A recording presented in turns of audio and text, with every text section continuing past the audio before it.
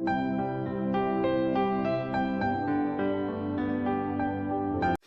عليكم ومرحبا بكم مره اخرى في قناه شيوات حفصه. اليوم ان شاء الله غادي نقدم لكم لي سلطه ديال اللوبيا الخضراء اللي على هذا الشكل هذا. كنحتاجوا الكميه اللي كتناسبكم ديال اللوبيا الخضراء وكنقطعوها بهذا الشكل هذا. كنحتاجوا الزيت، الكمون، شويه ديال السودانيه، شويه ديال الملح، شويه ديال التحميره، صبار ومعدنوس، 2 فصوص ديال الثومه. دابا غادي ندوزو نديرو هاد اللوبيا هادي.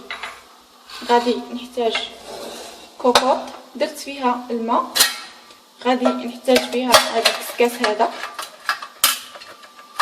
ما يكونش الماء واصل للكسكاس، وغادي نديرو فيها هاد اللوبيا هادي.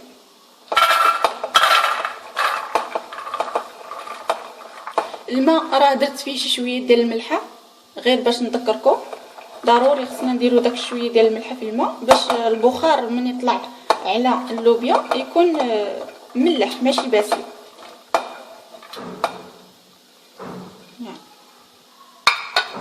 وغادي نسد عليها ونديرها فوق البوطه حتى كطيب. من بعد ما كتبخر ليا اللوبيا بهذا الشكل هذا وكطيب، دابا غندوز ندير هاد المقله فوق العافيه حتى كيتقلى ليا هاد المقادير كاملين، نقليهم ونضيف عليهم اللوبيا. وها هي اللوبيا واجده. ها هي السلطه ديال اللوبيا الخضراء جاهزه، زينتها بشويه ديال مطيشه في الجناب. كنتمنى تجربوها لانها كتجي لذيذه بزاف وبالصحه والراحه. وما تنساوش الا عجبكم الفيديو ديروا جيم وتشتركوا معايا في القناه باش يوصلكم كل جديد. شكرا.